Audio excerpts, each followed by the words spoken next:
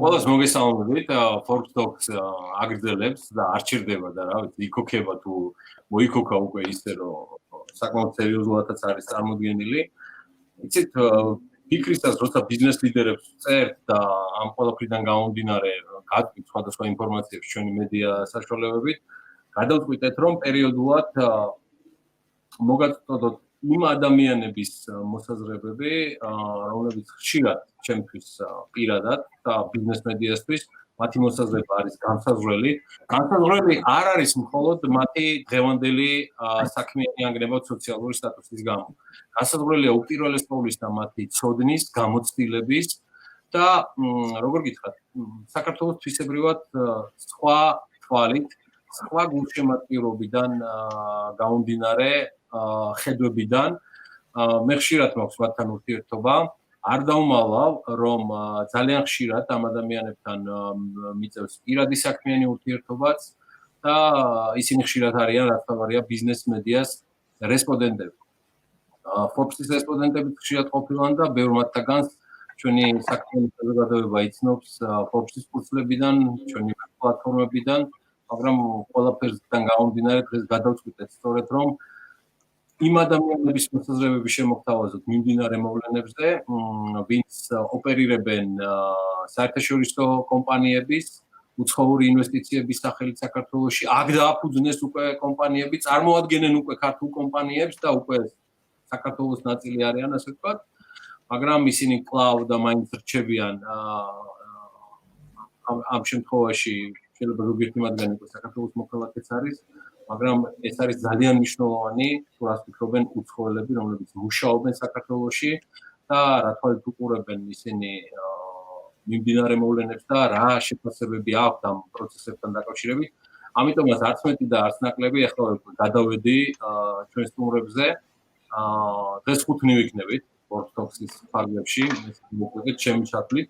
ყველას კიდევ ერთხელ მოგესალმებით, გიორგი ისაკაძე ვარ, Forbes-ის მთავარი რედაქტორი და ჩემთვის პატივია წარმოგიდგინოთ Cowgill, ამერიკის სავაჭრო პალატის პრეზიდენტი საქართველოში. ჩვენთან ერთად არის ასევე Thornhill, იგი Paystars-ის დამფუძნებელია, თუმცა კიდევ ბევრი სხვა კომპანიის და ფინანსური სხვადასხვა სერვისების წარმომადგენელია საქართველოში. მადლობა შემოერთებისთვის და ჩვენთან ერთად ყოფნისთვის და მუდმივად ღია რესპონდენტობისთვის. Jonas, ტედს იცნობს ძალიან ბევრი საქართველოში. ის წარმოადგენს ხადია კომპანია Dentons და მისი მთავარი მრჩეველი გახლავთ და ასევე იგი ბორდზე არის ცნობილია Caucasus Nature Fund-ის და Silknet-ის. Silknet-ის ამ შემთხვევაში როგორც დამოუკიდებელი წევრი. და ყველასთვის კარგად ასევე ნაცნობი Felicio Ferrazი. მე მასაც მივესალმები, იგი VAT Caucasus-ის გენერალური დირექტორი, გენერალური მენეჯერი არის და ფარავს სწორედ ამ არეალს. დღევანდელი გადაცემა იქნება ინგლისურად, ვიცი რომ ამ ყველაფრიდან გამომდინარე მაინც ამ შემთხვევაში დარწმუნებული ვარ რომ ინტერესი იქნება შენარჩუნებული და ამ ინტერესიდან გამომდინარე სწორედ ვინაცვლებ უკვე ინგლისურ ენაზე, ვინაცვლებ ჩემს სტუმრებთან და ვიწყებ უკვე Forbes Talks-ის 23 მაისის გადაცემა. So gentlemen, it was some intro, the old Georgian what we can go through just as an intro. So thank you so much for being with us and thanks for joining Forbes Talks. It's great to have you all and I have a privilege to moderate it. I cannot say that it's going to be unfortunate to me to moderate in a way like this because we established some new format which will work in the future as well, what I can see, but quite close and similar to the panel where we used to be all together. So when we're going to talk about Georgia, how Georgia is dealing with pandemic, what are Georgia's challenges, existing one, and how we can turn all these challenges to opportunities. You also present your own businesses and other businesses where you're presented as CEOs, as board members, and things like that. So we're going to talk a lot and again. Thank you so much for being with us. Thank you. Thank you, Giorgi. Thank you. Thank you so much. So let me begin with Cowgill. Forbes also as a member of AmCham Georgia used to be a part of facilitation of various meetings during this quite unprecedented period and My first question to you and all other our allies and friends is the following. From this point of view, how Georgia is handling pandemic, and you personally, what do you see? How effective were all the measures taken, and how they were enough taken due to statistics and due to the attitude what we do have in this regard? Let's begin with this question, all of us, and I think it's going to be quite a fantastic intro for us to go through some other details in regards of economy and businesses. Mike, go ahead. Yeah, thanks, Giorgi. I mean, I always try to break it into parts. One is the actual health and safety issue with regards to the COVID-19. Number two, then kind of economic relief. And I call that relief for both individual citizens and also for businesses in the economy. And then the third one is kind of the economic recovery. I think on the first one is how we've handled the health and safety and the managing the virus. I think it's world class, and you've seen that from all of the reports and things we've had from outside Georgia. So I think they've done a very good job. They from the very beginning, they started the screening at the airports. Things were shut down, social distancing. Things were So I think from that standpoint, it's been very good. The economic relief for people and the businesses. You have to realize, I mean, we don't have the huge kind of budgets, for example, that the U.S. and EU and some other countries, have. But at least with what we do have in the budget and with what the donors, including IFIs and others, have put into there, I think they've done as good a job as they can with the resources that they have. The issue that I think that we need more work on is this economic recovery. Is how are we going to get businesses back again? Sure, there's some plans, and there's plans on the on this phased reopening. Now, that's only a small part of it. There's going to be issues in demand, the issues in tourism. There are lots and lots of things here that are going to be key for our economic recovery. And I'll stop there and let the other panelists think, because I've got we at AmCham have provided quite a few recommendations back to the government on this economic recovery, and I can cover that in a little bit. But let's hear from the other panelists. Correct. We're definitely going to have time to talk about all the details you've been mentioning. Felicio, you're representing company worldwide, covering, all the directions and all the things. You do definitely have your personal and business ties with your colleagues through BAT. And I'm more than sure that you guys are comparing the regions, what you are covering through this pandemic period. And what can you personally resume on your behalf as a head of BAT Caucasus? How was Georgia doing during this period compared to the information you have not only from official sources like informational agencies, but from your colleagues directly from BAT network? Thank you, Giorgi, and good to be here. Yeah, I think as Michael mentioned, I think Georgia is giving an example to the world, and I can say inside BAT as well.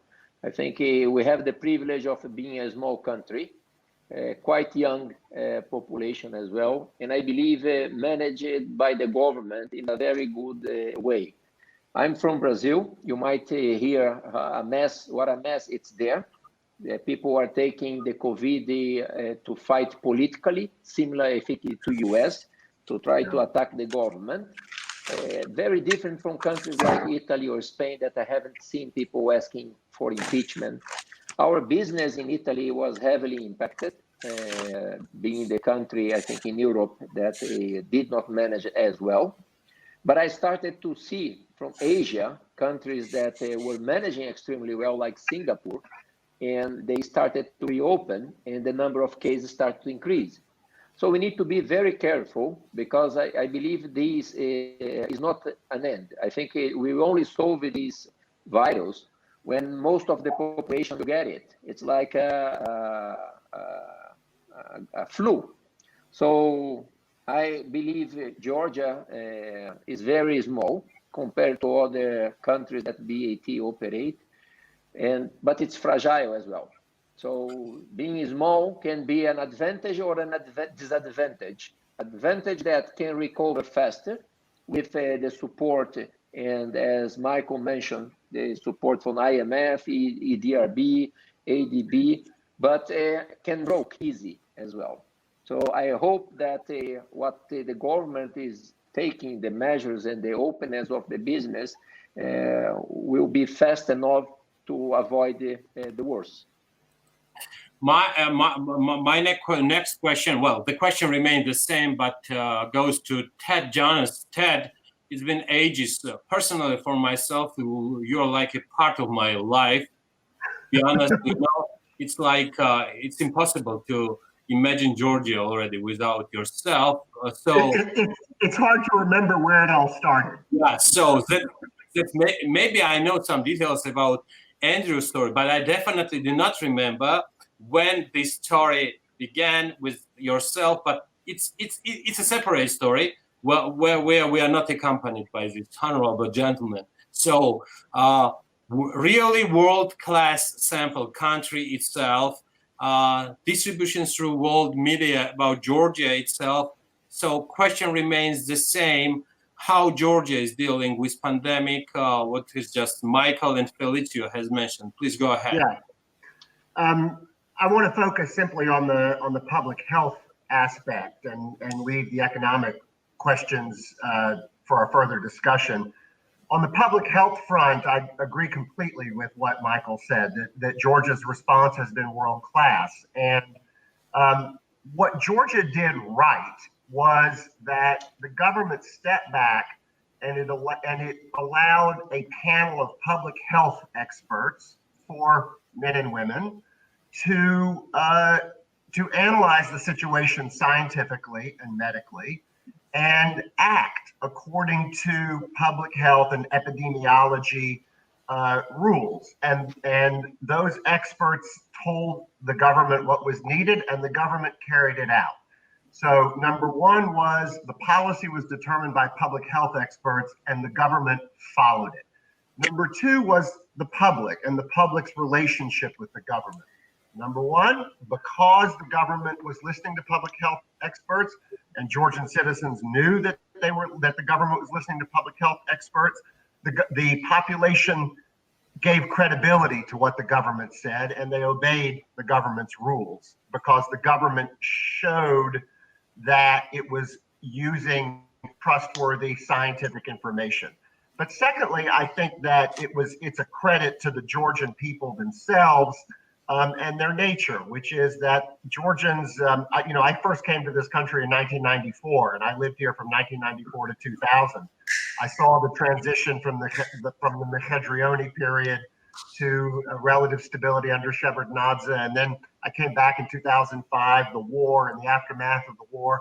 I have seen Georgians go through many, many, many things, and I have come to, over my many years here, admire the resilience and the intelligence of Georgians when they're faced with outside challenges and outside threats. And I think that the Georgian public showed those qualities in listening to the government and going along with the program. I wish I could say the same thing about the United States, because unfortunately, as Felicio was mentioning, it became very politicized. There's people who were just rejecting scientific advice and scientific information. I think that Georgians showed themselves much smarter than that. Thank you so much. And I want to say hello to another panelist. Well, let's call it panelist, the member of our talks. It's Andrew Thornhill. He's the founder of various companies, but right now he represents Paystars as a founder and managing partner. Andrew, it's so great to have you with us. Not like Ted, who is in Georgia maybe even earlier than myself. You're in Georgia since 2007 or 8. Do I remember correctly? It's some period like that, or before the war or during the war? It's just near the period of that, correct? I was here in 2007 and also here when during the war. Yeah. Yeah. So I think we've changed dramatically since that period. We'll talk about that later on. but your personal feelings about handling of pandemic, Andrew, how we are dealing with it, and please share with us your personal or business touches with the rest of the world, how they're doing. Are they in charge, or how you can compare Georgia as a country to others? Yeah, that's a great question. So I actually travel quite a bit throughout Europe and the U.S. I live in Georgia, but I don't have most of my business in Georgia. I just happen to live here, and I have many Georgians that work for me, but most of our business is outside of Georgia. So I was planning on leaving for the U.S. on a planned trip in early March, and I kind of caught wind of this situation in, let's say, late January, early February, and I made the personal decision to stay in Georgia. I was very impressed with how Georgia was handling information and making quick decisions. And if we remember, Georgia was one of the first countries to close the border. They were one of the first countries to initiate temperature checks. They were one of the first countries to engage in, the quick testing. It's pretty impressive. And as someone who has flexibility to move around, I very much made a decision to move to Georgia. I did inform my staff immediately that there wasn't going to be any rush decisions. We're not going to lay anyone off. We're not going to do, anything crazy. Business did kind of slow down for a bit, but then other business picked up as well. And I can, because I touch, North and South America and Asia and Western and Central Europe, I can kind of see, I could see the pockets of how business was getting better, which was directly in correlation with those countries that were managing the crisis. And that was really interesting. So I started to see, a business pick up in Germany, and our business in Italy, of course, fell away. But then, from Germany, then we saw, sprinklings of things in France and Switzerland. Then the Asian stuff started picking up again. North America, Canada was fine. The U.S. is still a bit messy, unfortunately. So while we've been talking about various issues, gentlemen, so I really want to move to our main sphere of interest. So it's economic and it's businesses, how we're handling. That's where all together are. So like Cowgill just mentioned about some challenges what we still faced, and we know some reality, and we know the fact. Georgian with the limited funds, Georgian with the limited budget and limited resources. But at the same time, Mike, I know that you are very well of some additional details to what you might be able to talk. I'm talking about the constant negotiations with IFIs and other international donors who are in charge of having some aids, grants, and financial direct impact to Georgia. How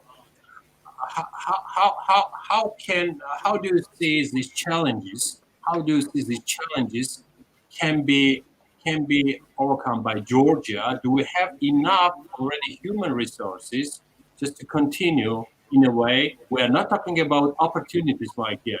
We're talking about existing situation, because pandemic will go down, it will slow down, and we will remain with a very serious economic and financial pandemic. How are we going to handle with it? Yeah, thanks, Giorgi. I mean, to me, it's almost a sector by sector kind of analysis. When you look at tourism, that which has been fueling our economy for quite a while, that's the biggest challenge we have right now. And so I can't mention challenge without saying the opportunity is that, by the way, I have to agree, and I'll add this in at this point, is when Ted talks about the things have been science-based, that's been very good. And actually, we are coming back online, based on science, based on, what the infection rates are. So they are looking at that in a way. And what that leads into is that it gives this, which is a true aspect of Georgia that we are a safe place. And that is going to be, I think, is going to fuel the tourism. I mean, we're already looking at specific corridors of travel where other countries have a similar kind of mindset. So we're not going to have an influx of a lot of people that are going to start a whole another wave of the pandemic. So for us to build on this concept of Georgia is a safe place, and that's going to go through everything from tourism. It's going to help with investments. It's going to help as countries start to move, or companies start to move facilities and things out of China into other parts of the world. It's going to help us in my university, and it's going to help all the other universities with international students. So there's a whole concept here, I think, of Georgia being a safe place, which has come out of the success we've had in this first thing of health and safety from the government. You mentioned Ted, and I want him to join us through this conversation.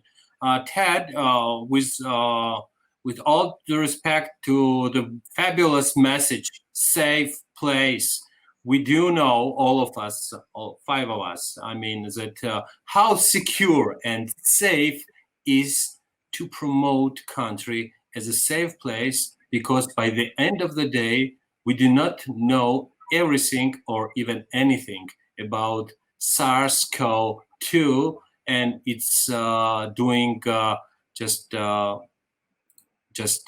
don't know, absolutely huge job worldwide. Everybody is working 24/7. I mean, all the labs, all the pharmacies, but still know how safe and secure you feel together with your country, I mean, Georgia, while we are promoting ourselves as a safe destination.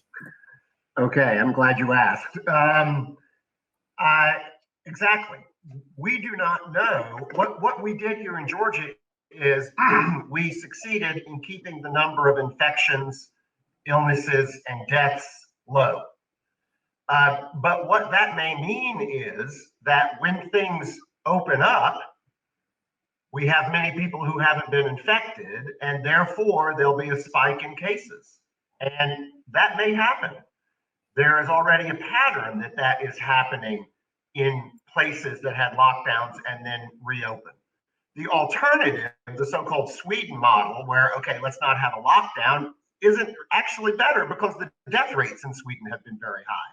And Georgia doesn't have the infrastructure to support illnesses and the way that Sweden does. So my view on this is that, I understand why the government is looking first to reopen the tourism sector, because more people are employed in tourism and tourism-related businesses in Georgia than anything else.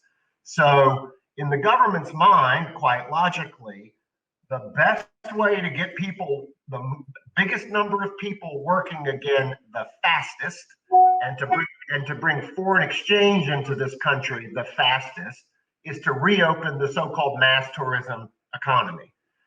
I think that that's a mistake, because I think that You consider it as a mistake? I think that it is a mistake to assume that the mass tourism economy can be reopened anytime soon. I believe they are absolutely correct and absolutely prudent to focus on corridors. And so, for example, the Georgia-Israel corridor that they've been talking about, that's a good idea. The idea of creating bubbles or networks, controllable, or the origin of the people, the destination, you control that corridor. That makes sense.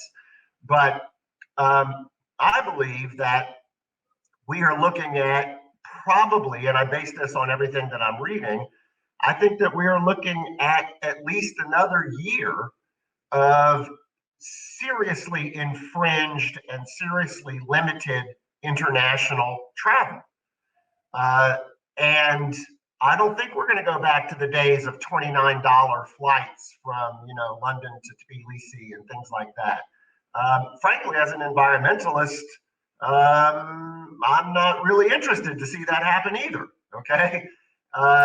I think that Georgia should rather focus on an economy and building an economy that is not driven by bus loads of people from Russia and plane loads of people from Iran or Dubai.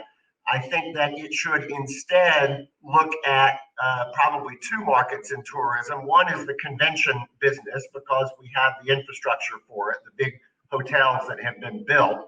But even more than that, Georgia should focus on high-end tourism, sustainable tourism, which is tourism that is oriented towards hiking, camping, skiing, horseback riding, wine, food, basically ecotourism and cultural tourism. And study after study shows that kind of tour, that each tourist spends more money in that, stays longer and spends more money in that kind of tourism. And that is a type of tourism that depends much less on mass travel. While mentioning, sorry for interruption, while mentioning by yourself about tourism and paying such an attention on it, my question was that there were some ideas that rely only on tourism, which was from 10 to 20% of our GDP, was quite risky and tricky. Me personally, I do not agree with this point of view, because it was we had some huge of supporters of the tourist industry before pandemic and after pandemic, because most of the population was involved in various directions of the tourism. How tourism become risky and fake, but I do not. Are there other spheres besides tourism? Of course, and I'm sorry, I talk too much, as is well known. So I went on too long on tourism. I'm only making the point that I don't think that the government should make a return to the status quo ante in tourism. I don't think that should be their policy. When it comes to tourism, look at small scale tourism. No, I think I think they are absolutely right to focus on agriculture. And I think that I agree with that 100%. That both, Georgia has land, it has an agricultural population, it has a fine tradition of diverse fruits, vegetables, crops, and people that know farming. A lot of people in Georgia live off the land. And I believe that it's long overdue for Georgian governments to really develop agriculture. It's long overdue. And this crisis showed that it is essential to build that sector, because every country is realizing this, that they have to be more self-sufficient. So I applaud their focus on agriculture. What I would add is that I think they need to also focus on domestic manufacturing, domestic logistics and warehousing. And to take one example, you would be well familiar, I'm sure, Giorgi, with the plan for the Anaklia City project on the Black Sea. Anaklia City which is a project that was designed by the Anaklia Development Consortium, which the government of Georgia has treated very badly. They had a very talented person in charge of Anaklia City, which is Keti Bochorashvili, who is well known to all of us. And the Anaklia City project, as envisioned by ADC, as being developed by Keti Bochorashvili, is an excellent project to develop domestic manufacturing, warehousing, and all kinds of value-added business that will bring in hard currency, use Georgia's strengths in terms of its geographical location and its connections to neighboring countries, and build up wealth in this country without us being dependent on tourists who come in buses and on mass flights and spend a few dollars and leave. So to summarize it in short, I don't think the government should be focusing on restarting the tourism economy as their main thing. I do think that they are right in focusing on agriculture, and I applaud them for that. But I think they need to do much more, and in particular, they need to turn their heads around on the subject of Anaklia Port and Anaklia City and help that project develop. Thank you, Dad. So I'm moving to Felicio Ferrazzi. Felicio, in this regards about priorities existing, what Mike Cowgill and Ted Jonas just mentioned, it was both tourism, infrastructure, connections, local manufacturing. The bottom line of my question personally to you comes through some lines that all the countries which is not good personally for me, as an economist, are trying to protect themselves, rely only on some domestic production, which is great danger for the valuable networking what we have in regards of globalization, of foreign trade, and things like that. Do you consider that a way of attracting investment while paying so much attention to domestic production, which is very important, and we do have huge potential as a country, Georgia, here? What do you see as a priorities within the domestic production or generally within the economic directions? Yeah, it's a good point, Giorgi. First of all, I think this crisis, as many, brings opportunities and challenges as well. So I believe that we will learn to work in a very different way. Our company had internally a drive into digitalization, and we've been trying for more than 1 year. And now with COVID, we were forced to learn how to work remotely. And that brings a great opportunity, in my view, in terms of business. You can reduce the cost of making business. It's true that Georgia, in terms of ease of doing business, is in a very good position worldwide, ranked, I think, 6th or 7th position by the World Bank. And I noticed that it's the first country that I'm working that I don't need to have a work permit. That makes very attractive this country. It's easy to open a business here. But it's true what he said. It was relying too much on tourism. To have almost 9 million tourists for a country that has 3.7 million population, I was surprised when I arrived. Brazil is 210 million people. We have only 6 million tourists. So I even was suspicious about this number if they were considering really tourists or any truck driver passing through were considered as a tourist or not. Because is a matter of statistics and different calculation, or it's just true that Brazil last year just had 6 million tourists and Georgia used to have 9 million? I cannot believe it. You can check. You can Google and check this. It's amazing. So either one or another is not calculating properly. But having said that, I believe that the country needs to still improve. It's not that only having ease of doing business and you attract the FDI. The judicial system here is well known, unfortunately not positively abroad. So many countries, many companies are scared to enter here. So I think we still have some homework to do in order to attract. I do believe that wine has a great potential and the heritage of wine, and it needs to be explored at a high end, as I do agree on tourism. Because if you think that the country can rely on tourism only, it will take, I think, at least 2 years to go back to normal. So for me, Georgia is a great country. I'm very happy after 12 years abroad, living in different countries. I think this is one of the best in terms of what surprised me, what I found here, but it's not perfect. We still have to solve. We still have some interferences in the way of doing business that should not exist.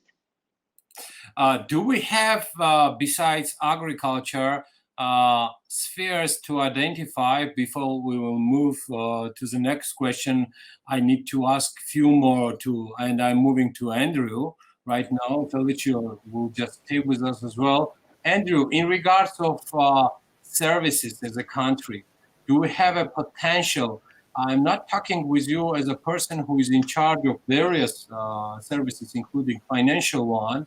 I'm talking about also existing opportunities, not just changeable due to the post-pandemic or existing pandemic situation. Where do you see the proper way to go forward?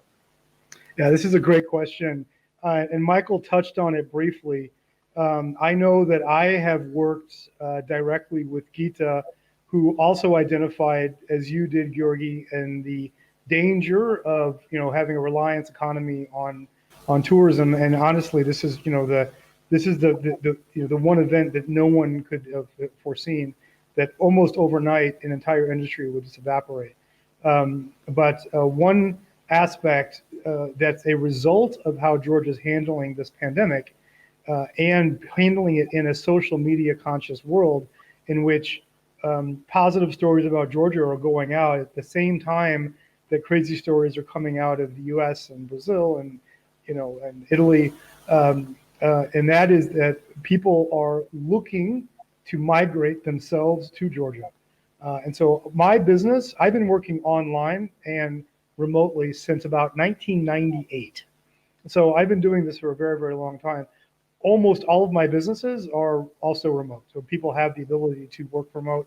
Everyone's given a laptop before they even sign up. They're given a laptop. So, and they're taught the skill set and given time to adjust to that reality.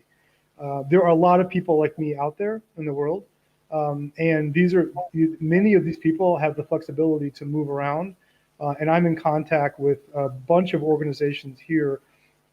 Gita kind of started this process.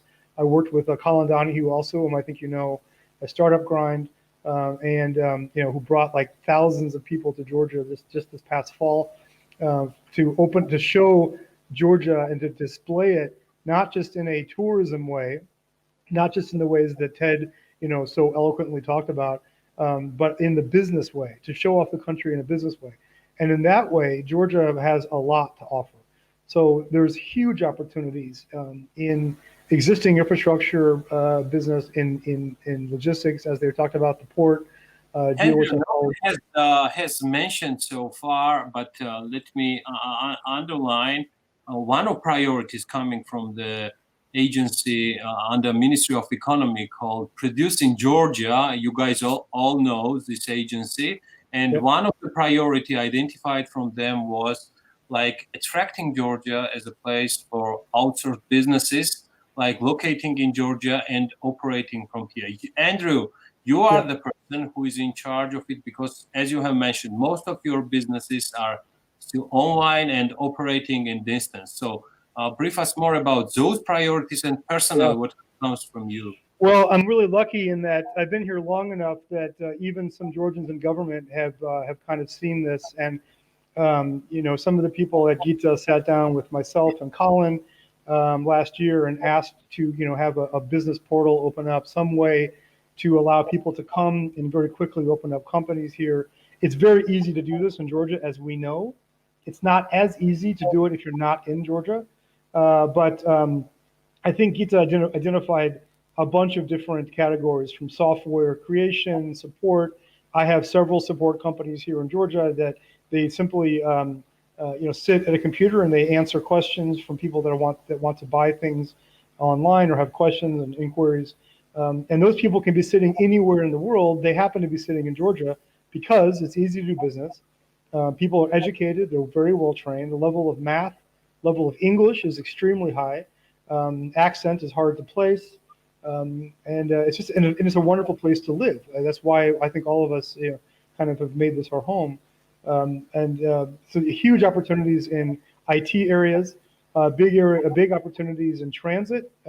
Georgia sits in a super unique position geopolitically, with between two seas. We see this with pipelines, but it's not just oil and gas that needs to be transited. There's lots of product that can be very quickly and easily moved across this country. It's very business friendly.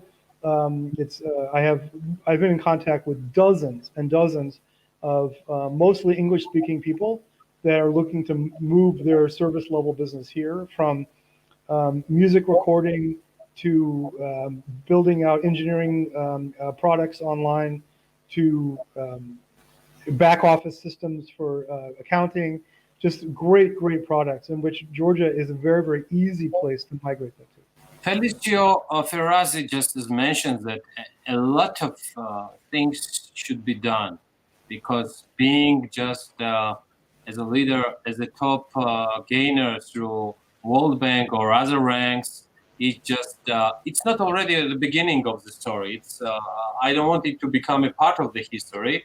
It's a part of our day on, but we need to go and speed up with reforms. We need to go and speed up with decision making. Andrew, where do you see the potential or maybe some additional benefits where we can gain more even while being within the top 10 as the reformators for the World Bank and ranks like that?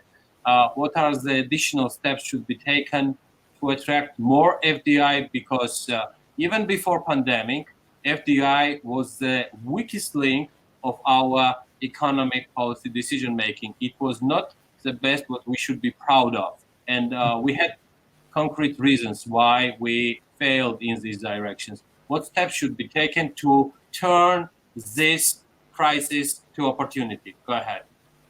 Well, I do think that some of this is happening naturally, to be honest. Quite simply, the result of the way the government's handling the pandemic. And yes, I'd like to see more metrics in terms of how the data is used and analyzed, especially in English language. But generally speaking, this is a country that's succeeding in the early stages of this battle, of this war. And that brings a lot of attention to itself, because there are many people that are thinking, okay, well, I can't do this business in China anymore. Michael talked about that. I can't do this business in Italy anymore. Or, as Felicio said, I need to learn how to do this online and remotely. And so Georgia is already a natural home for this. Obviously, I personally would like to see further harmonization with EU payment regulations, specifically the 2008-2011 payment directive. I would like to see movement, at least some direction towards land ownership, at least under certain circumstances, land development, especially companies that are looking to do like larger scale land development. It would be nice to see some movement in that direction in terms of ownership, or at least deferred ownership or something, rather than simply not being able to own, while at the same time respecting Georgia and Georgia's rights. I would like to see more adoption of digital currency in country. That's a big, something that I have a big part of, and that I've been very fortunate to personally advise the Georgian government on more than a few occasions. Georgia is, of course, one of the leaders in the creation of Bitcoin and digital currency, but it's not the easiest to migrate payments in Georgia. It's very difficult to open a bank account, say, at Bank of Georgia or TBC. If you say, hey, I'm a Bitcoin trading company, they're like, no, you can't open an account. And so there's some changes that need to be made that way. Georgia has the ability to leapfrog also, to be a leader. So not just to copy and paste reform from ideas from Germany or UK or from wherever, but to actually, take action. And they've already, in a way, done this. As logic as it sounds, to allow health people to run, a country in a pandemic, Georgia is actually one of the few countries that have done that. They've already shown leadership in this space. If they want to pivot, and I'll admit, I kind of feel like the way that Ted does. I think that it's going to be difficult to assume that tourism is just going to pick up. I read a study done yesterday in Australia, another one done in, I think it was in maybe northern Germany, in which people said that they didn't want to travel. Even if they had the ability to travel, they don't want to travel. So I think tourism is not going to happen right away.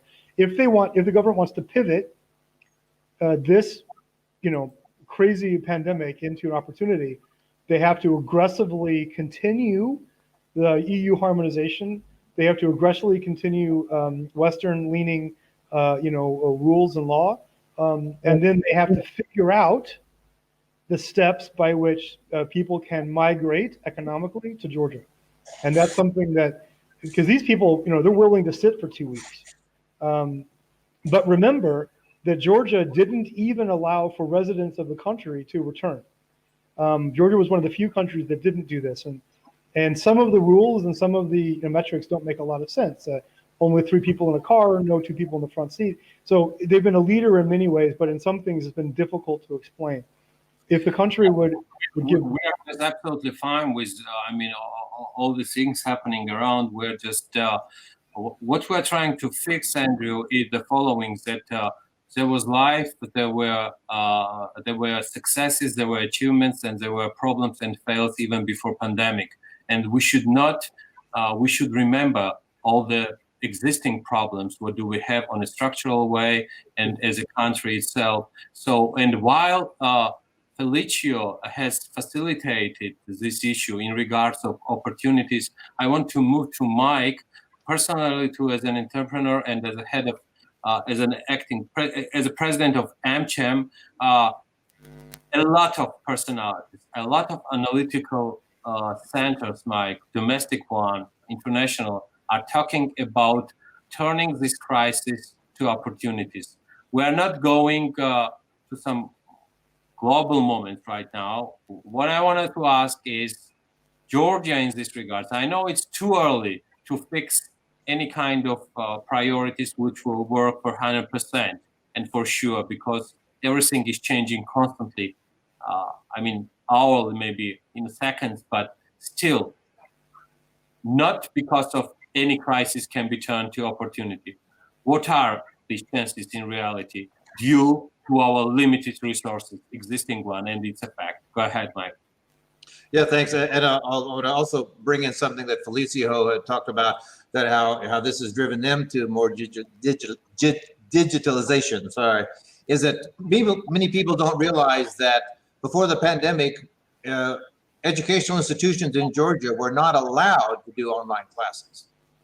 So this is something that as soon as that happened, as soon as the campuses and everything was closed, almost everybody immediately went to online classes. But I'm sorry, are you in charge as a head of that it's not legal yet, and it's operating because of this specific situation due to these legal changes, what has happened?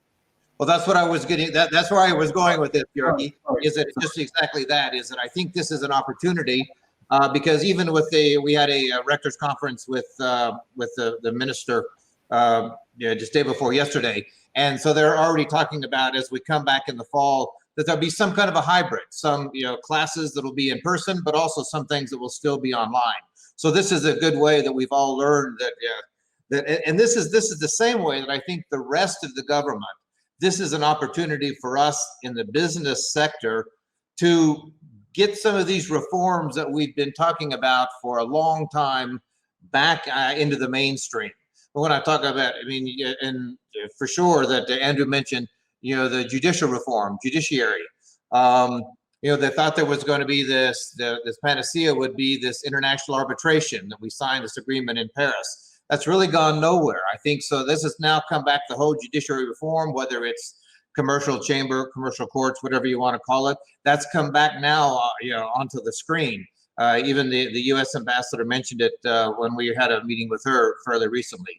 So I think this is one of the ways that we need to now use this situation, this crisis that we have, that to realize, just like you said, things weren't perfect before the pandemic. So we've got to look at those same kind of reforms. We need to get back to at least to where we want to be. And so judiciary reform. Let's talk about the situation with agriculture. Sure, and that's a big thing. And it's not just agriculture with the small farmers. We need industrial farming. We need also to be able to have investors come from outside of Georgia to help bring in some larger investments, some industrialized farming. So we're also pushing right now, we AmCham, that we've got to do better at the exemptions and things which are looked at for allowing foreigners to purchase agricultural land, to develop that particular sector. In the same way, I agree totally with this situation that Ted and everybody else said, that we need to have more domestic manufacturing. That's for sure. And so we're pushing, there's still, even though we have this ease of doing business, this 6th or 7th rating in the world, things still take a lot of time to get through permitting process, to get approvals. And so we're pushing for a high level right under the prime minister, some working group, some group that actually has decision-making authority. And so, and Ted knows that we environment and ESIA's environmental social impact statements assessments are very important. But we also have to have a way of getting those through and getting them through the system. So we think there are some reforms that for sure can help. But it's not all FDI, and I want to make a comment. Giorgi, you and I have talked about this the last time that we met. Is that one of the major IFIs here in 2019 had a record year of investment, a record year of projects in which they invested in Georgia, and there was zero percentage of FDI in those particular mix of projects. So I mean, it is that there was money coming in. From the companies that were here, they were reinvesting, they were growing. We also need to pay attention to that. So it's a combination of FDI as well as the local companies and local investors to keep them putting money back into the economy. Yeah, I fully agree, and I'm just moving to trade right now while mentioning from Mike about.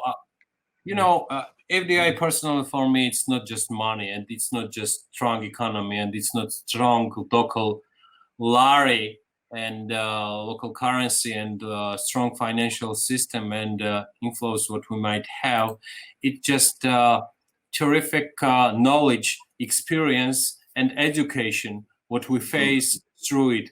That's the biggest problem what I face besides devastating statistics that personally for me, my attitude through it, but the reforms, they're not in a way, they're not in the same position in a spiritual way, in a speed way, how we should move forward, not just in a way to turn these things to opportunities, but at the same time remain as strong as we used to have before, because sometimes I do have feeling that somebody or some group is trying to make amnesia that nothing was happening before pandemic, and something was swallowed or erased.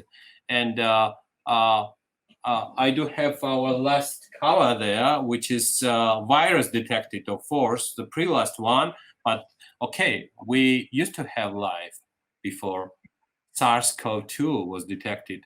Where do we stand right now, and how we should move? Well, I think that both Mike and Andrew have raised a number of important points. I think that Andrew's point about Georgia as a magnet for people to move to, and skilled people and entrepreneurs to move to, is absolutely right. I love living here. That's why I've stayed here. Andrew loves living here. Michael, so that is absolutely right. And digital businesses and online businesses, right on.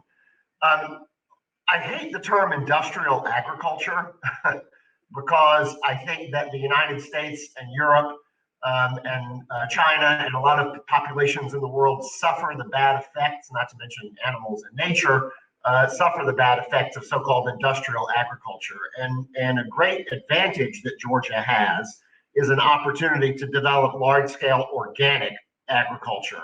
And I think that that's what it ought to do. The statistics of how much food has to be imported into Georgia are unbelievable. So when we talk about developing the agricultural sector in Georgia, it's not even about developing agricultural products and mass producing agricultural products for export. It's about producing enough food products for the Georgian population. And think of how much feedback that gives in the economy in terms of the development of wealth. So I did want to make those 2 points. Now, I think that when we talk about recovery and reform, there's kind of 2 levels. There are things that the government can do by fiat, by using that very popular word right now, pivoting, okay? And I like how they pivoted towards agriculture because that's right. Frankly, the government can decide we shall put money and effort into the development of the agricultural sector And they can do a lot of good and do a lot to increase the wealth in this country without really very much reform.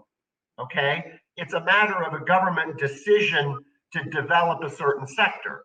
And I would say the same thing about Anaklia City. The thing about the Anaklia City project is you're talking about hundreds of hectares of land that would be developed as a special zone for manufacturing, warehousing, legal regime, taxation, and all of that. That is a model which over and over again has worked very well for a lot of lesser developed countries. And it is simply a matter of government will.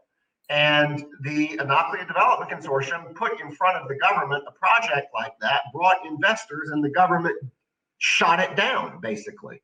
And so I think that this is an opportunity, this crisis, for them to change their thinking about that and say, you know, we need to look very seriously at developing an industrial domestic production zone like the Anaklia Development Corporation.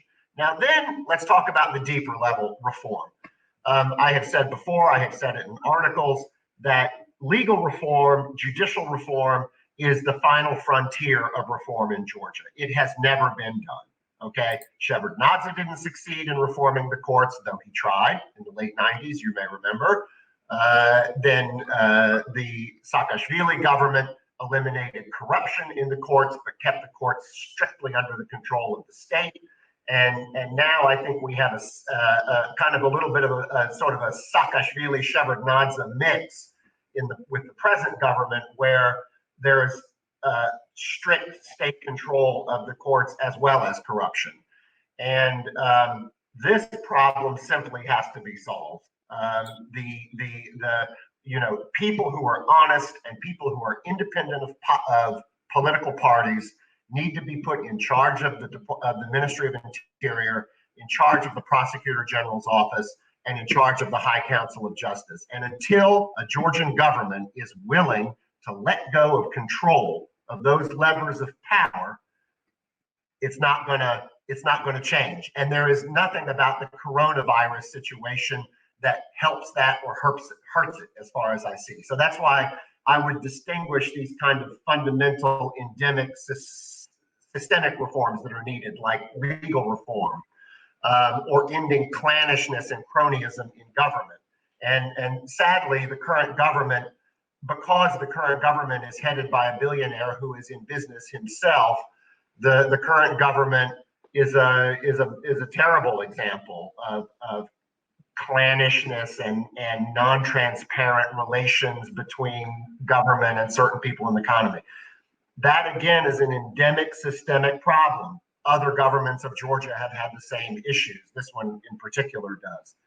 So I guess to sum up, what I'm saying there is, I think there are policy things that the government can do without addressing its fundamental reform issues, like how do you readjust the tourism economy so it's more sustainable for the long term? How do you, investing in agriculture, developing something like Anaklia Port? Those are things that an unreformed government can do and can actually do quite well. Thank you.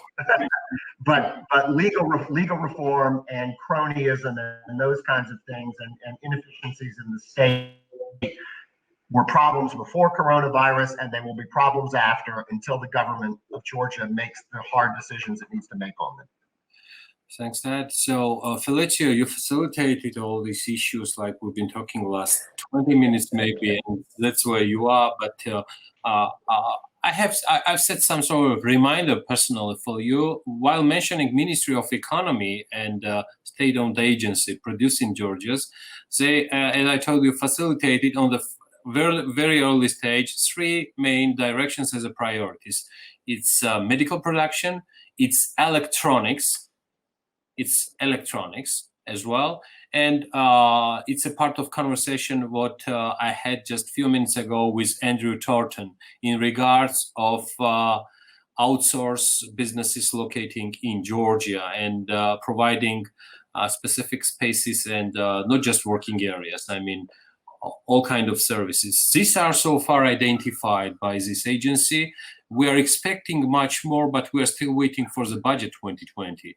I know that you are in constant contact with governmental officials in regards of your business to make it more predictive, to have some roadmap, because your industry, you represent, suffered various times in this regards because of some decisions what you were not aware of.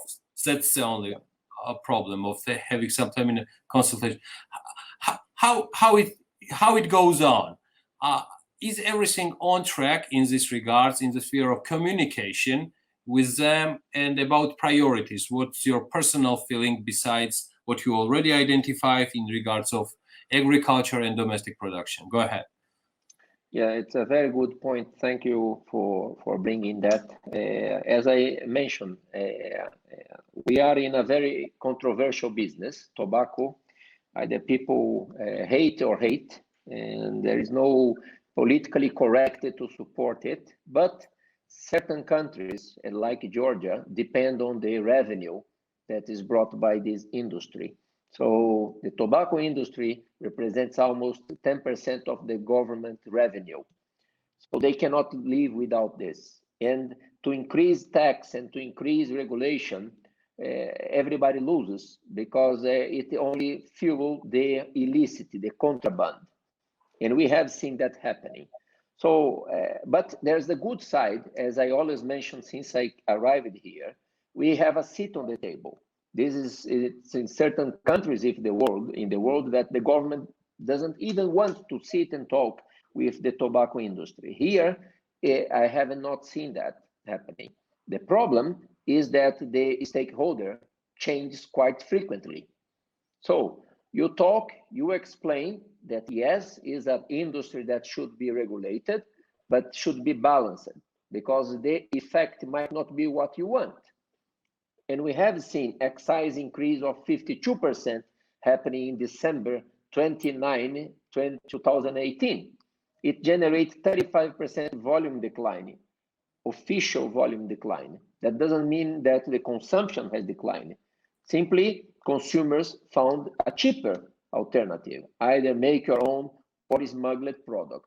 So, liking or not, I always say to the government is that, what do you prefer? To know your enemy, that you can regulate, charge, and that he pay tax, or fight against the smugglers that you don't know who is, we don't know what type of quality and product that we will bring. And this is a reality. It's not a fact. And I am not a smoker, as I always say that I would not recommend anyone to smoke. It's not good for the health. And I always do a joke. But if you decide consciously to smoke, please smoke one of my brand. That is the fight. To fight against the choice of adult consumers that took a conscious decision to smoke. Thanks God, our company and others as well have decided to solve the equation of either quit or die. So we have an alternative that we call a next generation product, that product that eliminates the combustion that represents 95% of the health issue. And we've been trying to talk with the government as well to treat it differently, because it can be a new stream for the government in terms of excise, but they should not regulate similar to cigarette. Again, cigarette exists for more than 100 years. It will not, I have not seen any country that eliminated it. So it should be considered, and it impacts a lot the economy. It's normally the number 2 or 3 in the basket in terms of inflation. So last year, the price hike that happened, that was more than 32% because of the 52% increase on excise, impacted inflation. And it generated down trade. The government lost 30% of the revenue because it was an easy, quick decision overnight. So when we talk about predictability, it's not that we want an easy ride. We just want to know what will happen. And unfortunately, as I said, we have a seat on the table, but the stakeholder on the other side changes quite frequently. Since I arrived here 2 years ago, we are already in the 4th prime minister. I cannot count the amount of ministers of economy or finance. So that is not good, because you explain, you talk, but again, then you need to redo it again. You're talking But about the staff changes, correct, Felicio? It's something that you have constant consolations, and this frequent staff changes, which change the decision making. That's what you're talking about.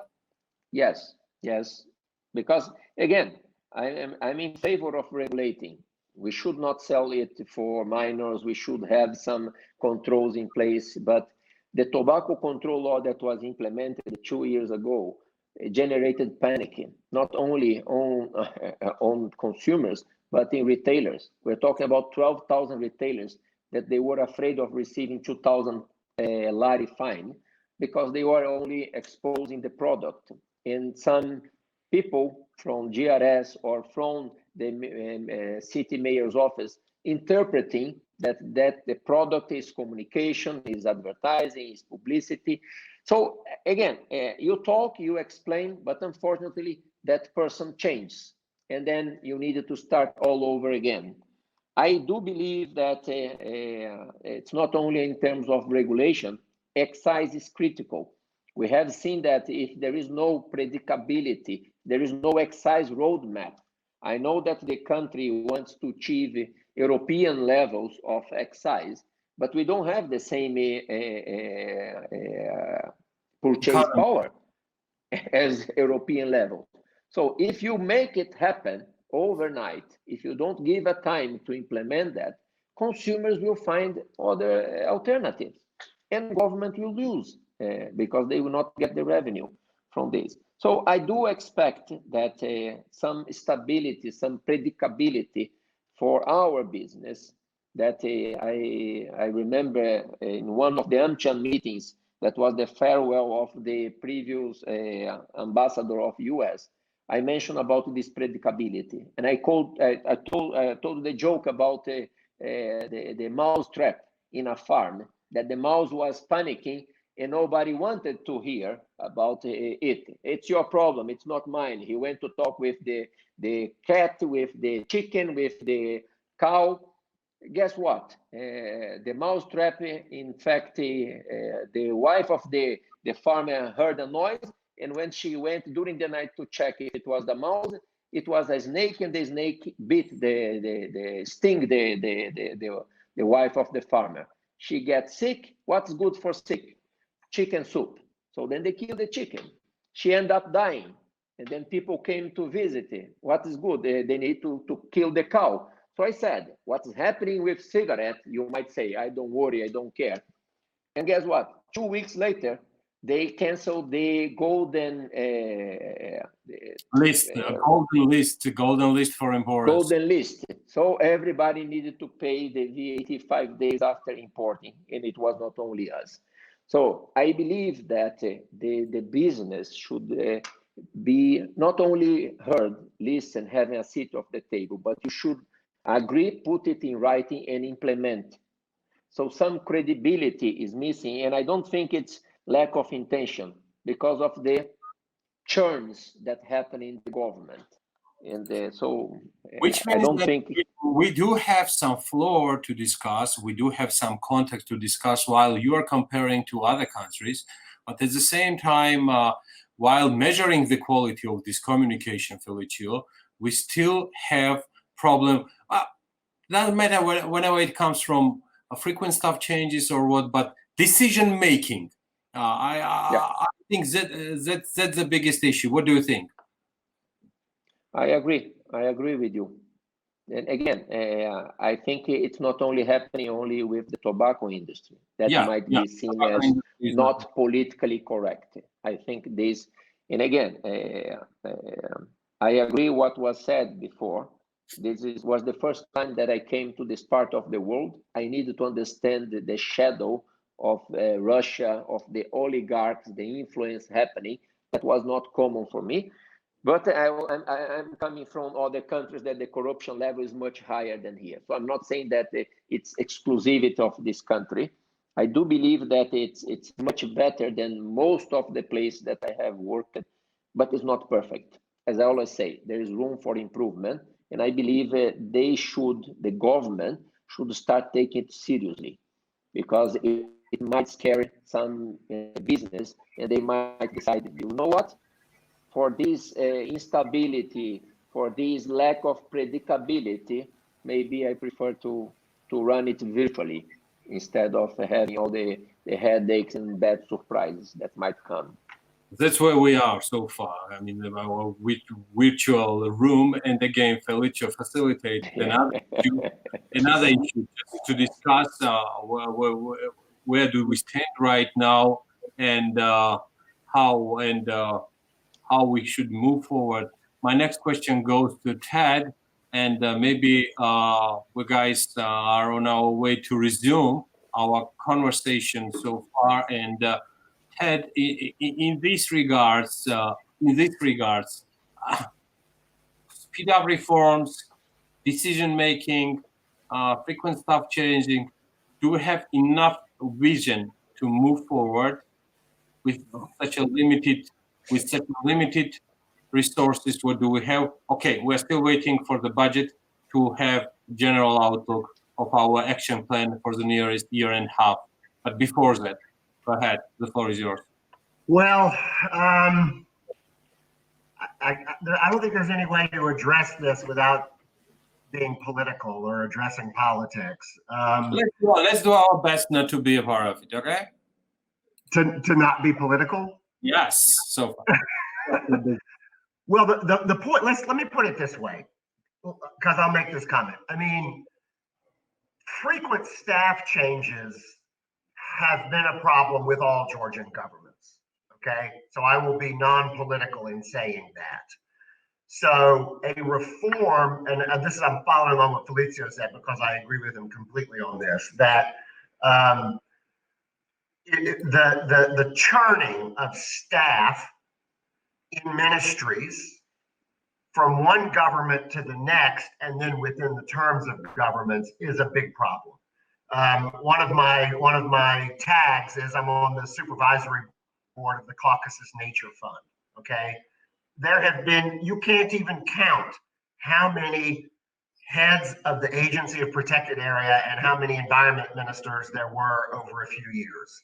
And this means that when businesses, as Felicio was talking about, when businesses help to educate somebody in the Ministry of Economy or the Ministry of Finance about a certain policy or tax issue, then that person leaves and you have to start all over again.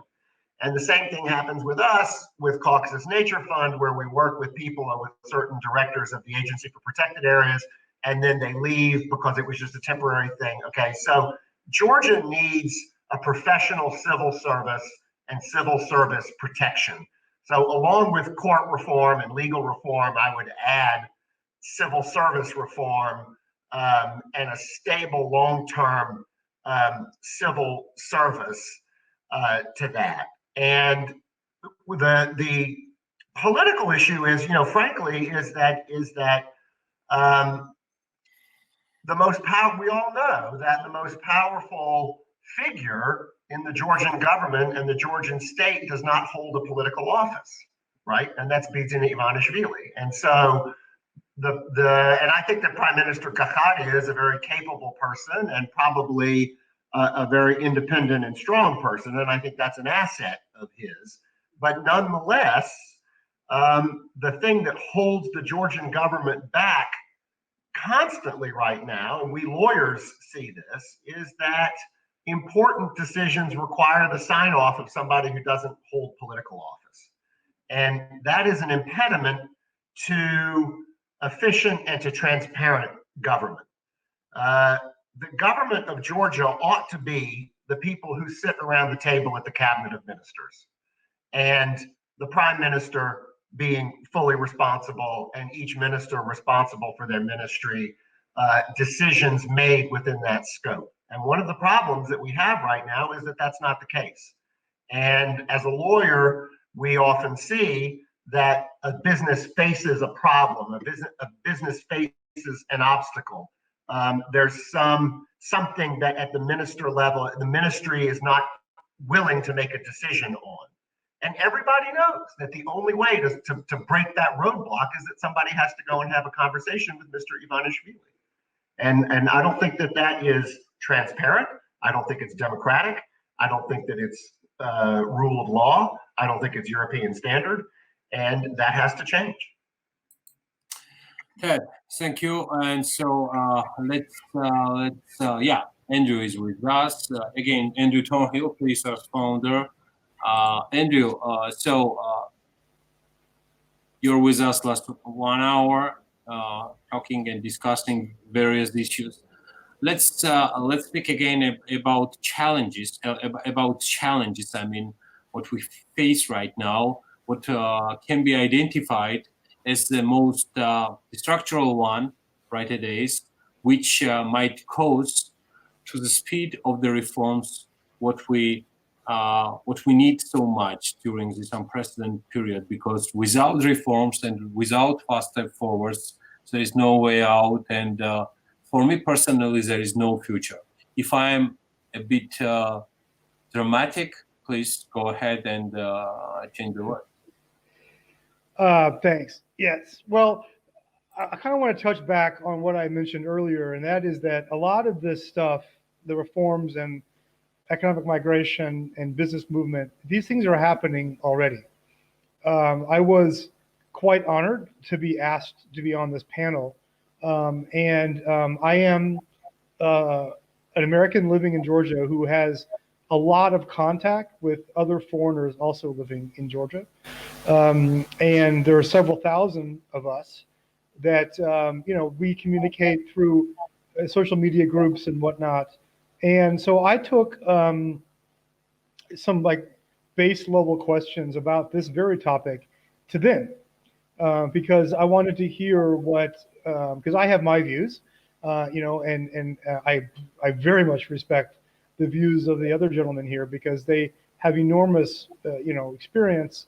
But I am only just one person, and so I wanted to reach out to the thousands of other people, and so I sent a series of messages on a bunch of forum groups over the last couple of days, and I got some very, very interesting feedback from not just Americans, not just Brazilians or Italians, but from people all over the world that have made Georgia their home.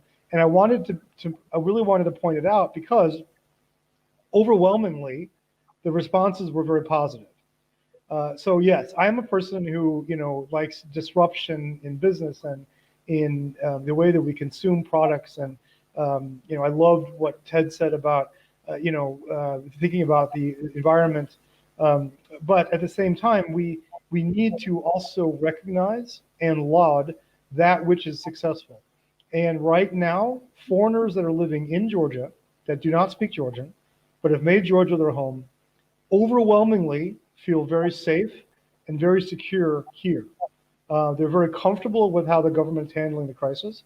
They're very comfortable with how Georgia's handling it vis-a-vis their other, or let's say versus the other countries where they're from.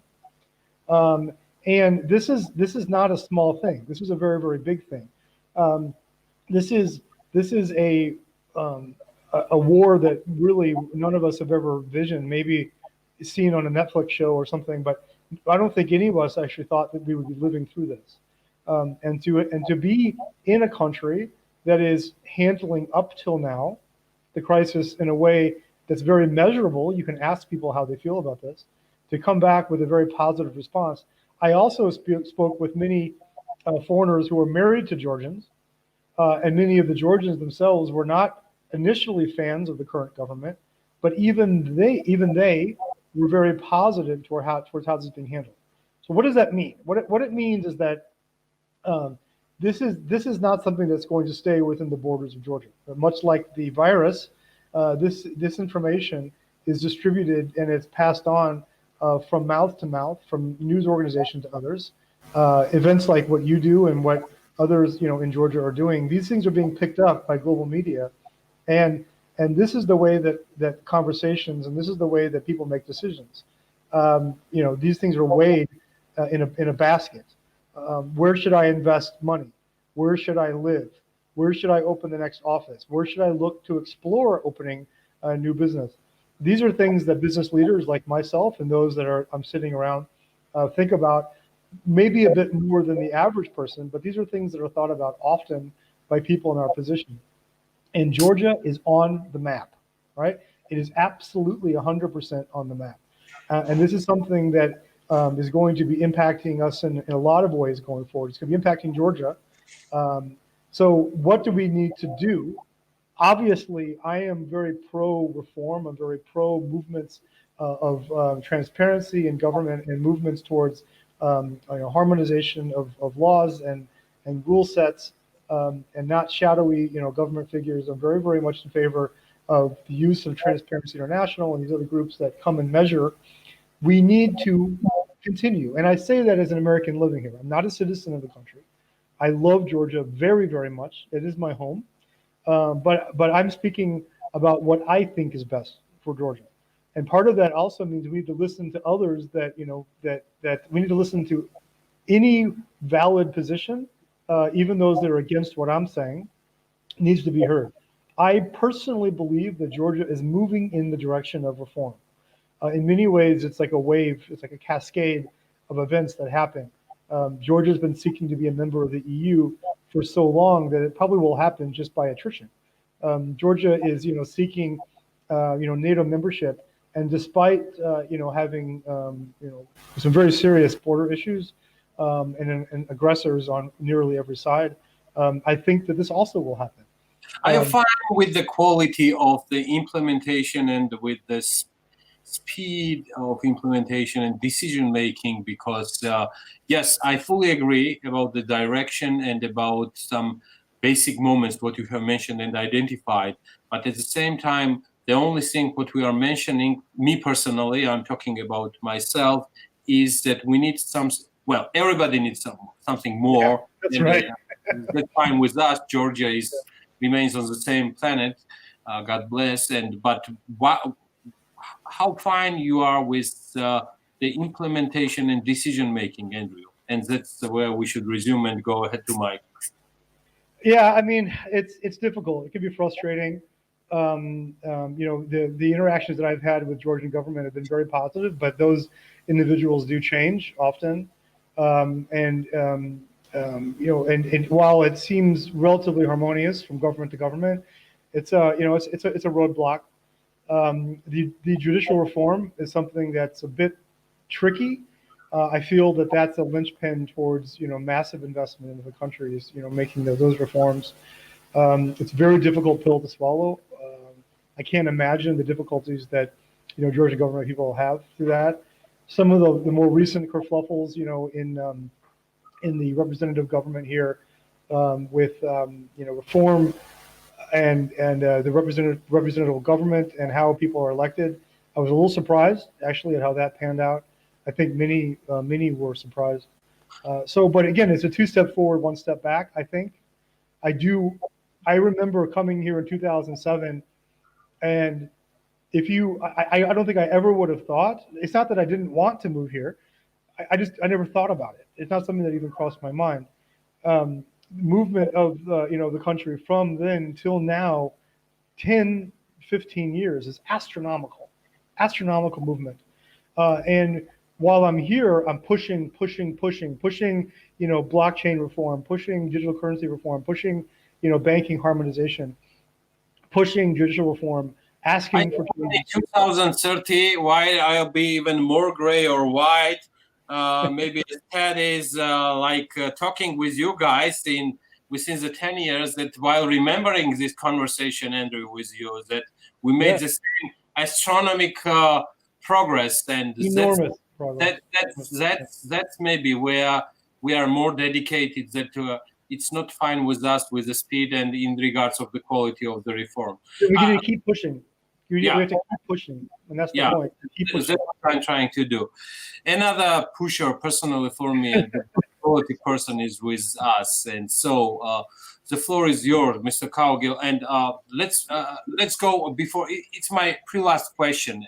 The last question is going to be very simple, and I'll come back to you, Andrew, as well. Mike, we've been talking about the last hour and 20 minutes about the challenges, turning them to opportunities. The exact steps from your personal point of view, most challenging, what should be taken in the nearest day because of pandemic, because of economic crisis, because of the upcoming financial crisis? We both know, all of us, we are in charge, that we will face financial pandemic in the nearest months upcoming. That's the reality.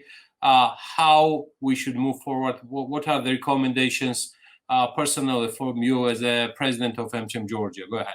Well, I had a couple of things too. I mean, one from Felicio's comments is that, Felicio, just so you know, we part of the thing we did ask for just recently, a reinstatement of the gold list, expansion of the gold list. So there are some of these detailed things that we think have to be put back in. We've already talked about some of the major reforms. We think also that there's some issues that have to come on the equity investment side. So there are some moves now to try to get some equity funds to bring in some major U.S. players in that particular area. We're working with the embassy now specifically to bring in the new rebranded OPIC, the DFC Development Finance Corporation, which now does not require the U.S. ownership and can actually take an equity position if there are an equity fund in which they can participate. So this is another way we think that we can supplement and help bringing in more investors, more FDI. One of the specific things, and if I can also relate it to what both Ted and what Andrew was just saying, is that Ted and I and Andrew came from a place that we can remember in the old days in America when things weren't so polarized. Since I've been here, regardless of which administration since the late 90s, whether it was Sherazade or Mitchell, yes. Just to get back to from the camera a bit. Okay. Sorry, thank you. Yeah. Please go ahead. That from those the three different eras, I've always seen a situation here that if you're not for me, you're against me. I've never seen a concept here where constructive criticism has an ability to have an influence on whoever is in the ruling party. And I believe this is another reform that hopefully that we can take advantage of from this crisis. We have very, very good NGOs, very strong, very good research. But if they're seen as any way related to similar kind of concepts that come from the opposition, they're considered to be opposition, and as well as the donors that support them. So this is something that we don't have the total resources that we need in any of the country to not be able to take advantage of smart people that have good constructive criticism. And so this is something that I'm really hoping that we can make a big change, and that's going to be a reform that's going to come out of this specific pandemic, that that we can listen to good advice, constructive criticism, and take that into account, because we just don't have the ability to rely on just one set of people for decisions.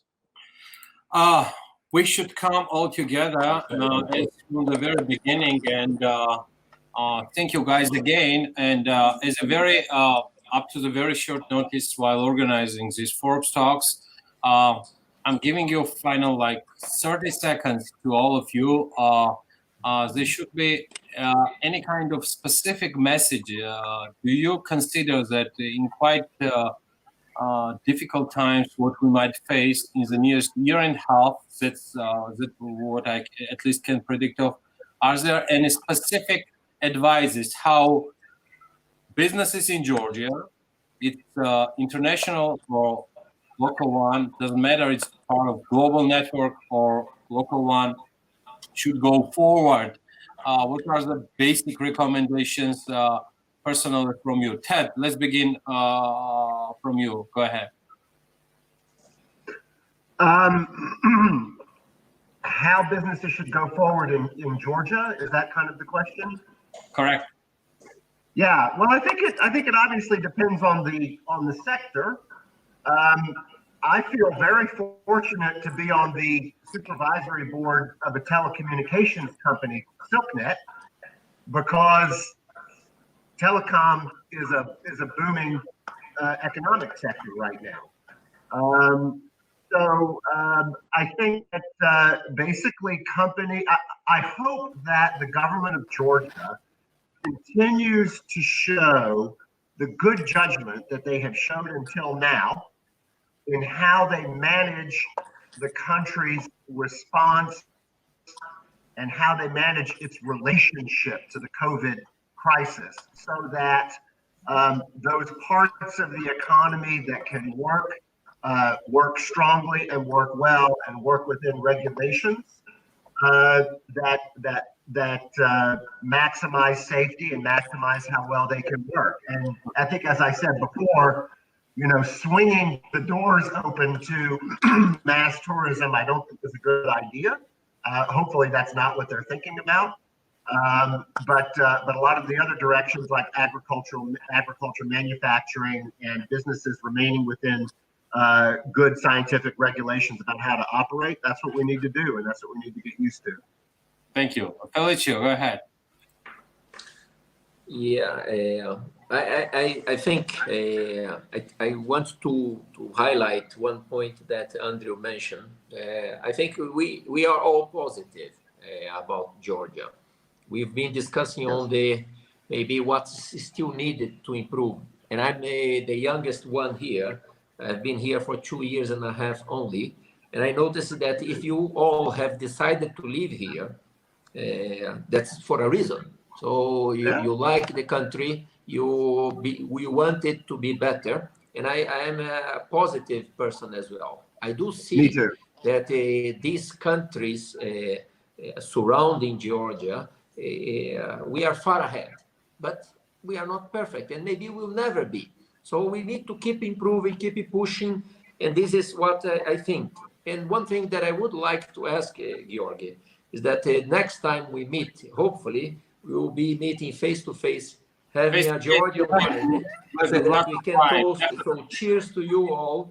And this is a very good very wine, MTVino. So I recommend we all to meet again whenever this pandemic or lockdown is finished. You are with Tivino. Did I get it correctly, Felicio? Tivino? Yes, MTVino. It's a Kiveri wine, Georgian wine. Felicio, we are talking about wine. We are talking about tobacco. It's 4 stops. It's like Switzerland. So no worries here. It's business, though. All of my favorite things. Yes, Andrew, you've been mentioned by Felicio in this regards. Keep pushing. What are the basic institutions? How active business society, business community should be in regards of pushing? Because I consider ourselves as a main pushers. What about yourself?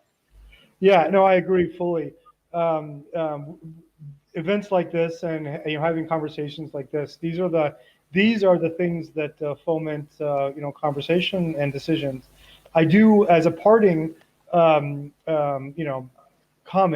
what I would like to say is that I am very, very positive, very, very but I'm a positive person in general, very positive on Georgia. However, if you look at previous pandemics, we are in the first of what will probably be 4 to 5 or longer waves. And what I would like to see is increased transparency from the government in terms of what exactly is going on. What are the metrics? By what is a decision made? Where are the cases coming? Who's dying? And I hate to bring that up, but where are these cases? What's taking place? Because when the next round hits, what I'm a bit nervous about is that Tbilisi got unharmed. There wasn't a social contagion in Tbilisi. So many of us, my life was impacted by the curfew and whatnot, but I wasn't locked down, let's say. If something were to happen in Tbilisi, I would like to know, I'm planning on staying here. I'm not planning on leaving. And what I would like is, increased information about what is happening and how decisions are being made. And because unfortunately, as positive as I am on Georgia in the long term, and I do think in the short term that we're going to see this again. I think that we're going to have situations where things are going to pop up, and I would like to know, how decisions are being made by the government. I will follow them. but I would like to know, how they're being made and what's happening. And then I know what my job is. My job is to continue to deliver business, continue to deliver investment, continue to be a spokesperson for the country, which I am on multiple channels. And I will do that. I will 100% do that. Thanks. I will do my job because I'm confident that Georgia will do its job. Mike, floor is yours. Go ahead, and we are still under some restrictions, so we need to go through it. So go ahead. Yes, And Mike needs a hop. Andrew, and I'll tell you that in the education sector, we have that same thing, and with the lives of our future generations at stake. So in that same way that you want to know those kinds of decisions, it's for sure. It's it's on my mind. Every hour of the day about going back to work, having classes, and wondering about the safety and the health of the students and the future generations at risk at all. The other point, Giorgi, is and this is going to be a pitch for business associations. It's not for AmCham. It's for businesses to please get involved, because in whatever business association you feel fits your needs, because that is the best way collectively to push and be able to push, like Andrew's talking about, with much more weight behind you. And so we have the Investors Council. That's one of the ways, and most of the business associations are a member of that. And that's, again, the best way for us to get reforms pushed through the system. Gentlemen, thank you so much for being with us. It was a privilege for Forbes Georgia talking with you on this regards. I'm just admitting Alaverdi coming from Felicio of Ferraz, and this will definitely. I wish I had a glass of wine. Yeah, same here, but we'll definitely get ready for the next conversation, while we will have some action plan and post-crisis plan coming from Georgian government. We should definitely discuss and go through some details, maybe even with some more audience. But before that, thank you so much for being with us, and fantastic weekend, and thank you. It's always good. If you can record it, we'll do it out on the boat on Tbilisi Sea. Right? Yeah. Time, all right? Okay. Take care. Thank you. Bye, guys. Thank you. Cheers. ეს გამოვიდა ცოტა უცნაურია ყოველთვის, როცა ესაუბრები უცხოელებთან, ესაუბრები მეგობრებთან, ესაუბრები მათ ვისი აზრიც იცი მიმდინარე პროცესებზე. ჩვენ ვიცავთ სენს, ჩვენ ყოველთვის უფრთხილდებით განსაკუთრებით ეკონომიკას და ბიზნესს, მის განვითარებას, მაგრამ ერთი რაც ვიცი, ძალიან ბევრ სხვა ადგილობრივ წარმოშობით ქართველ გულხურვალე პატრიოტებთან, მეწარმეებთან, ანტრეპრენერებთან, ბიზნესმენებთან ერთად ის ადამიანები არიან, ვისაც უყვართ ეს ქვეყანა და სურთ იხილონ ის საუკეთესო მომავალი. ამიტომაც ძალიან ხშირად ვისაუბრებთ მათთან და ვისაუბრებთ სხვებთანაც და ზოგადად ძალიან ბევრს ვისაუბრებთ, იმიტომ რომ ამ საუბრებიდან გამომდინარე იქნება რაღაცა ახალი აზრი, იდეები და რაც თავარია ჭეშმარიტება. ჩვენ გსურს ერთადერთი რომ ეკონომიკა უფრო სწრაფად და უფრო ხარისხიანად განვითარდეს და ამიტომაც ეს საუბრები აუცილებლად გაგრძელდება და ამიტომაც არის Forbes-ი საქართველოში. ამიტომაც გავაკეთეთ Forbes Talks-ი, რომელიც აგერ უკვე ზუსტად 1 თვის შეიქმნა. მომილოცავთ. თქვენი მილოცები არის ზუსტად აი ეს მაყურებლები, რომელიც ახლა მიდის, ისთვისაც უღრმესი მადლობა. შევხვდებით ზუსტად ერთ კვირაში. ხვალ Forbes-ის კვირაა და არ გამოტოვოთ ზუსტად 11-ზე ვიწყებთ. დიდი მადლობა თქვენი ყურადღებისთვის.